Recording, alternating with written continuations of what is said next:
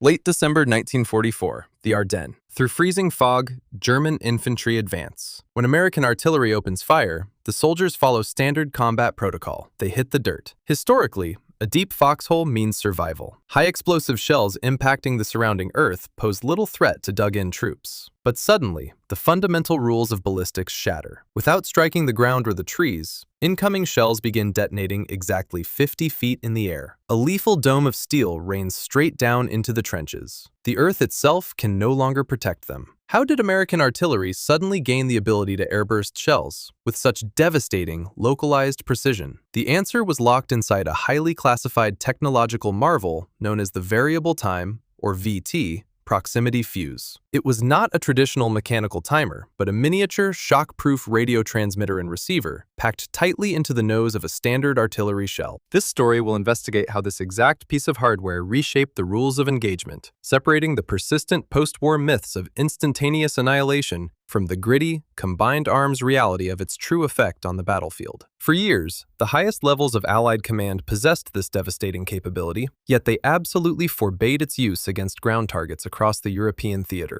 It was a calculated, agonizing gamble. They were deliberately hoarding a weapon that could immediately save thousands of infantry lives, entirely paralyzed by the fear that a single dud shell falling into enemy territory might hand the reverse engineering blueprint directly to German scientists. But the brutal, overwhelming winter offensive in the Ardennes forced a desperate recalculation. To understand why this closely guarded technology was suddenly unleashed in the freezing forests of Belgium, we first have to look at the immense strategic pressure that kept it locked away in secret reserve stockpiles in the first place. Long before a single variable time fuse reached the frozen ground of the Ardennes, the technology had already altered the geometry of the air war over the ocean. In early 1943, the United States Navy quietly deployed the first combat-ready proximity fuses to the Pacific Fleet. Fired from the 5-inch guns of cruisers like the USS Helena, the results were an immediate mathematical revelation. The fuses emitted a continuous radio signal. When that signal bounced off a Japanese dive bomber and returned at the correct frequency, the shell detonated at the precise, lethal distance. It bypassed human error entirely. The hit rate of naval anti-aircraft batteries surged. Crucially, the Navy had an inherent security advantage: the ocean. A fuse is a complex piece of electronics, packed with miniature glass vacuum tubes. Despite brilliant shock-absorbing engineering, a statistical fraction of shells will always fail to arm or detonate. In naval warfare, a dud shell simply splashes into the water and sinks thousands of feet to the lightless bottom of the sea. The secret was perfectly insulated by the Pacific. Firing that same shell over solid ground, however, presented a catastrophic security risk. By late 1943, as Allied armies pushed through the rugged terrain of Italy and prepared for the invasion of France, the Office of Scientific Research and Development, led by Dr. Vannevar Bush, faced a horrifying calculation. Firing proximity fuses against German ground troops meant firing them over territory controlled by the Wehrmacht. If just 1% of the fuses failed to detonate, hundreds of intact dud shells would embed themselves in European soil. It would only take one observant German ordnance officer to dig an unexploded shell out of the mud, unscrew the nose cone, and discover the miniature radio transceiver inside. The fear was not that the German army would use the recovered fuse against Allied infantry. The true nightmare resided in the skies over the Third Reich. The entire Allied strategy for winning the war in Europe hinged on the combined bomber offensive. Every day, thousands of American heavy bombers,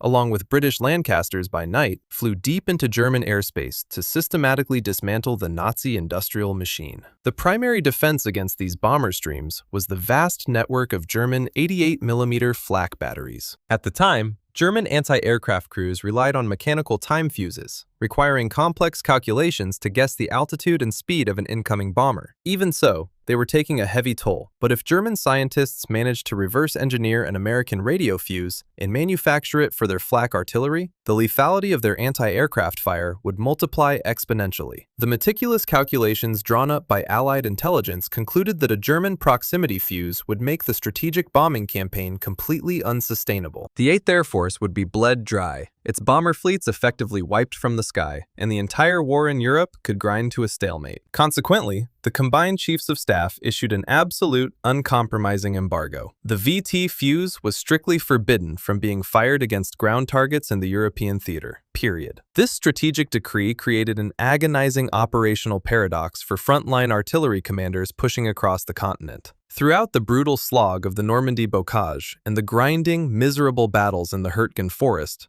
American artillerymen were forced to rely on conventional munitions. They fired high-explosive, point-detonating shells that buried themselves into the earth before exploding, allowing the mud to absorb much of the lethal fragmentation. To hit entrenched German infantry, they attempted to use mechanical time fuses for air bursts. But mechanical fuses required the artillery crew to calculate the exact distance, muzzle velocity, and time of flight, then manually cut the fuse with a wrench before loading. A fraction of a second's error, a slight change in barometric pressure, or a worn gun barrel meant the shell exploded harmlessly high in the clouds, or buried itself in the dirt before detonating. American commanders watched their infantry battalions suffer devastating casualties trying to clear German trenches, ravines, and fortified ridgelines. They knew that sitting in classified supply depots were crates of the ultimate tactical weapon, a shell that required no precise timing calculations, one that would automatically detonate at the perfect height of 50 feet every single time, showering shrapnel directly down into enemy foxholes. The artillery officers possessed the capability to obliterate these defensive positions and save thousands of American lives. Yet their hands were tied by the strategic imperative of the bomber war. They watched the infantry die,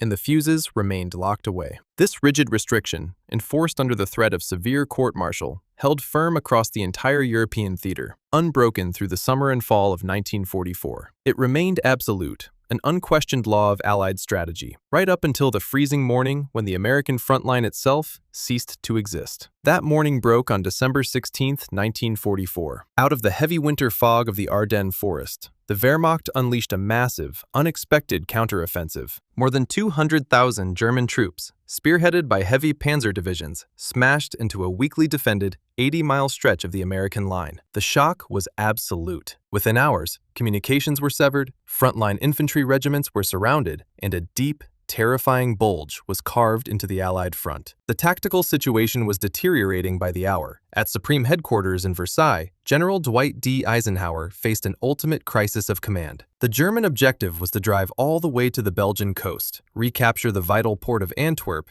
and split the Allied armies in half. If the Wehrmacht succeeded, it would trigger a catastrophic, theater-wide collapse. As the casualty reports flooded in and the map room showed German armor bypassing American strongpoints, Eisenhower confronted the rigid embargo on the variable time fuse. Weeks earlier, anticipating that a desperate, unforeseen emergency might eventually arise, the War Department had quietly shipped stockpiles of the classified shells across the Atlantic. They had been sitting silently in heavily guarded European supply depots, completely untouched, waiting for an authorization that no one was sure would ever come. Now, the hypothetical emergency was a grim reality. Eisenhower had to balance the strategic nightmare of the German air defense reverse engineering the technology against the immediate physical survival of his ground forces. The calculus was brutal, but clear. Protecting a technological secret for the future of the bomber war was entirely useless if his defensive lines collapsed today. The risk of dud shells falling into German hands was suddenly eclipsed by the sheer necessity of stopping the panzer armies. On December 18th, Eisenhower made the critical call. He officially shattered the restriction, authorizing the immediate release of the proximity fuses for ground artillery. The bureaucratic dam broke. Deep behind the fractured lines, ordnance officers hastily cracked open the sealed wooden crates. Desperate logistical convoys were rapidly organized. Supply trucks heavily laden with the classified fuses pushed their way forward over treacherous, icy roads, fighting against the tide of retreating units and civilian refugees. They raced through the freezing weather to deliver the munitions directly to the active artillery batteries, struggling to establish new defensive perimeters. The ultimate tactical weapon had finally been unleashed from the supply depots, but the true test would be whether this delicate, highly sensitive electronic technology could actually be integrated into the brutal, freezing chaos of a retreating battlefield. The true test began not in the grand strategy rooms of Versailles, but inside the dark, freezing breaches of American howitzers entrenched along the Belgian frontier. To understand how the variable time fuse dismantled the momentum of the German infantry, one must follow the violent mechanical sequence of the weapon itself. When an artillery crew rammed a 155mm shell into the gun and pulled the lanyard, the explosion of the propellant charge did more than just launch the projectile. The sheer, concussive force of the acceleration, thousands of Gs of pressure, shattered a tiny internal glass vial housed inside the Fuze's plastic nose cone. This vial contained a liquid electrolyte. As the shell spun through the freezing winter air at over 1,000 feet per second, the centrifugal force of the rifling forced that liquid into a miniature battery, rapidly bringing it to life. Deep in the arc of its ballistic trajectory, the shell essentially woke up. It became a flying, shock-proof radio station. A microscopic oscillator, powered by the freshly activated battery, began transmitting a continuous radio wave at a frequency of roughly 130 MHz. This signal beamed steadily outward and downward toward the snowy earth. As the projectile began its final, screaming descent over the Ardennes, those radio waves struck the frozen ground and bounced back up into a receiver built into the same fuse. Because the shell was moving at high velocity relative to the stationary ground, the returning waves were compressed, a phenomenon known as the Doppler effect. The miniature electronics inside the nose cone were engineered to read this specific shift in frequency. They mathematically measured the closing distance. When the amplitude of the returning signal reached a precise, factory-calibrated threshold corresponding to an exact altitude of 50 to 70 feet above the Earth, an electronic switch, known as a thyrotron tube, slammed shut. It released an electrical charge into the detonator. There was no mechanical timer to miscalculate. There was no reliance on human guesswork, barometric pressure, or muzzle wear. The shell simply read the approaching ground and triggered itself at the optimal geometric height to maximize lethality. The casing shattered, projecting thousands of jagged steel fragments downward, in a lethal, expanding cone that scoured the earth. But the devastating effect of the proximity fuse in the Ardennes was not solely due to the electronics in the nose cone. It was due to how seamlessly this new hardware was plugged into the most sophisticated artillery control system in the world. The Americans possessed a communication and command framework known as the Fire Direction Center, or FDC. In standard armies of the era, an artillery battery fired largely independently at a designated target. The Americans, however, had networked their guns. Forward observers used field telephones and radios to relay coordinates back to a centralized FDC, which could instantly calculate firing data and transmit it to multiple artillery battalions simultaneously. This allowed for a devastating tactic known as time on target, or TOT. Because different artillery batteries were stationed at different distances from the enemy, their shells had different flight times. A 105mm battery might be 3 miles away, while a heavy 8-inch howitzer battery might be 7 miles back. The Fire Direction Center calculated the exact second each battery needed to fire so that every single shell from every single gun would arrive at the target area at the exact same millisecond. Before the introduction of the variable time fuse, a time-on-target barrage was already terrifying, but it still relied on point-detonating shells that struck the earth. If the first volley hit the ground, the enemy infantry had a split second to dive into their foxholes or jump into ravines before the subsequent shells landed. The soft mud and snow absorbed much of the lateral fragmentation, but when the ordnance trucks rushing from the rear finally delivered the classified VT fuses to the networked artillery batteries, the mathematics of survival fundamentally changed. The first major systemic integrations of this newly unembargoed weapon occurred in the desperate defensive perimeters forming along the northern shoulder of the Bulge, specifically near the Elsenborn Ridge. On December 20th and 21st, as the 12th SS Panzer Division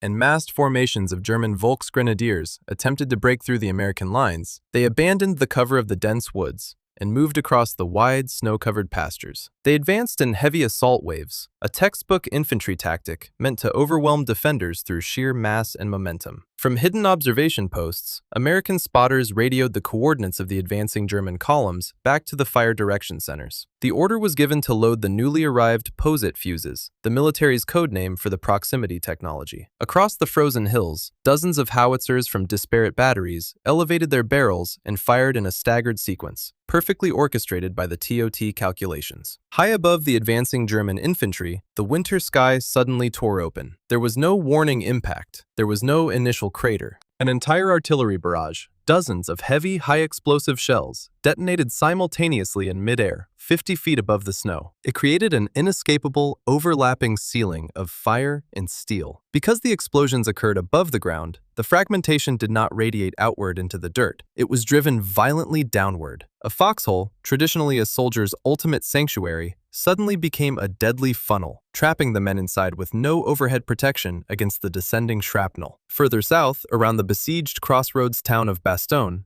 the 101st Airborne Division and elements of the 10th Armored Division were heavily outnumbered and completely surrounded. As German infantry regiments massed in the surrounding villages and forests to launch coordinated assaults against the perimeter, American artillery units supporting the paratroopers began loading the secret fuses. When the German troops moved out of the tree line and began their advance across the snowy plains, they were met with the same inexplicable phenomenon. Entire companies were caught in the open. The synchronized airbursts stripped away the fundamental geometry of infantry combat. In a standard artillery barrage, soldiers could seek dead ground, depressions, ditches, or the reverse slopes of hills where the trajectory of an incoming shell could not physically reach them. The proximity fuse bypassed all topography. It simply rode the contour of the land and detonated above it, raining destruction into every depression and trench line. Observing this sudden, horrifying shift in artillery lethality from their forward command posts, German officers were initially completely baffled. The Wehrmacht was highly experienced. Their commanders had spent years fighting on both the eastern and western fronts. They understood the capabilities of Allied artillery, but the sheer consistency of these new airbursts defied logic. At first, German intelligence reports and field commanders misdiagnosed the phenomenon. They assumed they were witnessing a terrifying evolution in traditional artillery methods. In the dense, shattered pine forests of the Hurtgen just weeks prior, German troops had suffered heavily from tree bursts, point-detonating shells that happened to strike the thick canopy of the trees, exploding overhead. Watching the carnage in the Ardennes, many German officers assumed the Americans were simply getting extraordinarily lucky, deliberately aiming at the sparse tree lines to replicate the Hurtgen effect. When the airbursts continued with mathematical perfection over completely open, treeless fields, the German command shifted its hypothesis. They concluded that the Americans must have developed an incredibly rigorous, accelerated training program for their artillery crews. To achieve such perfect airbursts over open ground, with traditional mechanical time fuses, required an artilleryman to manually cut the fuse with impossible speed and precision, perfectly estimating the barometric pressure, the exact range, and the wear on the gun barrel. German observers, watching entire waves of their own infantry being cut down from above, grudgingly documented their belief that the United States had somehow fielded a generation of mathematical savants operating their howitzers. They believed the Americans had simply perfected the old way of war. To counter this, German field officers issued standard tactical adjustments. They ordered their infantry to dig deeper, to move faster across the open ground, and to close the distance with the American lines as rapidly as possible, to get inside the artillery's minimum safe range. But as the days ground on, and the heavy winter fog occasionally lifted to reveal the full extent of the battlefield, a terrifying realization began to ripple through the German ranks. The tactical adjustments were failing entirely. Digging deeper provided no salvation when the blast originated directly overhead. Rapid advances were instantly halted by invisible walls of synchronized fragmentation. The frontline German soldier, pinned in the freezing snow, slowly recognized what his commanders could not yet accept. The perfection of the artillery fire was too consistent, too flawlessly localized, to be the result of human calculation. Standard cover was totally ineffective. The psychological toll of this realization was paralyzing. An infantryman is trained to react to incoming fire by pressing himself into the earth, trusting the ground to absorb the shock and the shrapnel. When the earth is rendered useless, the foundational instinct of survival is broken. Panic and demoralization spread through the assault battalions. This had an immediate, crippling effect on the operational momentum of the German offensive. The Wehrmacht's tactical doctrine relied heavily on combined arms, panzer divisions punching through the lines, closely supported by highly motivated, aggressive infantry, who would secure the flanks, clear out anti-tank positions, and hold the ground. But under the constant, unavoidable rain of the proximity fuses, the German infantry was being systematically separated from their armor. The assault waves were pinned down, completely unable to advance through the predetermined kill zones established by the American fire direction centers. Without their infantry escorts, the German tanks were forced to advance alone into the contested towns and narrow forest roads, making them highly vulnerable to American bazooka teams, anti-tank guns, and flanking maneuvers. The variable time fuse was not directly destroying the heavy Tiger and Panther tanks, but it was actively stripping away the infantry support they desperately needed to survive and exploit the breakthrough. The rapid, overwhelming shock of the Ardennes offensive began to drag, bogging down into a sluggish, grinding battle of attrition that the Germans could not afford. The invisible, perfectly timed wall of American artillery had altered the physical space of the battlefield. It seemed as though the Americans had unleashed a flawless magic weapon, but the reality of winter warfare is never that simple. Post-war legends often paint the proximity fuse as an omnipotent, standalone superweapon that instantly erased the German army from the Ardennes. The reality in the snow was far more frustrating. The VT fuse was, at its core, a delicate cluster of glass vacuum tubes and wet cell batteries shoved into a steel projectile. The brutal, sub-zero temperatures of the Belgian winter became its immediate enemy. The extreme cold severely degraded the electrolyte fluid required to power the miniature radios. Frontline artillerymen often watched in dismay as a startling percentage of these highly classified shells simply malfunctioned. Many detonated prematurely, their sensors confused by freezing rain, dense fog, or internal electrical faults, bursting harmlessly high in the clouds. Others never woke up at all, plummeting into the snowdrifts as inert duds, creating the exact security nightmare the War Department had feared for years. The hardware itself was incredibly fragile, and its lethal reputation on the battlefield was not forged by the technology alone. It only reached its devastating potential because it was plugged into the sprawling, highly sophisticated backbone of the United States Artillery Corps. Without the immense stockpiles of heavy ammunition and the complex communication networks of the fire direction centers coordinating the strikes, the VT fuse would have been nothing more than a localized tactical novelty. Its success relied entirely on an unglamorous, industrialized supply chain pushing thousands of tons of shells over icy, contested roads every single day. The Americans simply fired the fuses in such overwhelming continuous volumes that the sheer quantity of the barrages masked the high technological failure rate caused by the freezing weather. It was not a flawless scientific triumph. It was a gritty, friction-filled compromise between bleeding-edge electronics, raw logistical brute force, and the merciless elements of nature. Yet, despite its extreme fragility and the harsh limitations imposed by the winter, this imperfect integration of technology and supply lines was about to face its ultimate trial. The German High Command, realizing their infantry was being systematically stripped away from their formations, prepared to throw the heavy, desperate weight of their remaining armored reserves directly into the storm. The desperate weight of those armored reserves slammed into the Bastogne perimeter in the final, freezing days of December. German commanders, frantic to collapse the American pocket before Allied relief columns could break through from the south,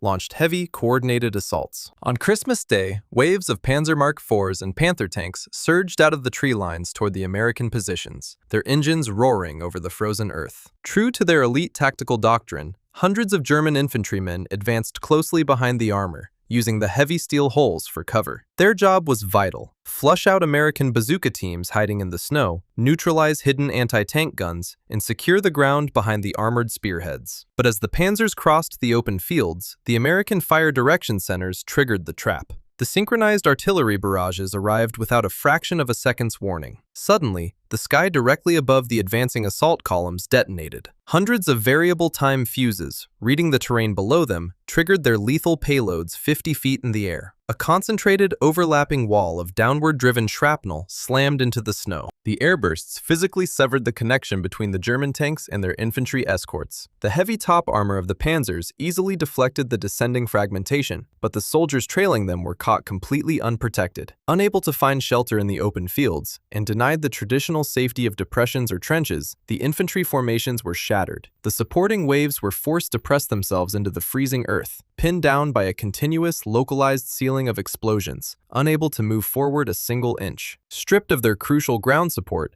the German armor continued to advance, completely unaware that they were now driving into the American lines entirely alone. This was a fatal disruption of mechanized warfare. A tank operating without infantry in a constricted, winter battlefield is essentially blind. As the isolated Panthers and Panzer IVs rumbled into the narrow valleys and contested villages around Bastogne, they were ambushed. American tank destroyers, camouflaged Sherman tanks, and localized infantry teams armed with bazookas engaged the unsupported armor from the flanks. Without their own infantry to clear the woods and protect their vulnerable sides, the German tanks were systematically dismantled. The back of the localized German offensives was broken, not by a single weapon destroying their tanks, but by a technological wedge driven directly between their combined arms. The sheer volume of perfectly timed aerial explosions had created a literal wall of steel that paralyzed the Wehrmacht's tactical momentum. The immediate crisis in the Ardennes had been violently repelled by this networked artillery supremacy, but the consequences of unleashing this classified technology would echo far beyond the shattered pine forests of Belgium. The logic of the battlefield had changed. The variable time fuse fundamentally altered the sacred relationship between a soldier and the earth. For centuries of modern conflict, digging a hole was the ultimate tactical survival skill, the only refuge against incoming firepower. But in the snowy forests of Belgium,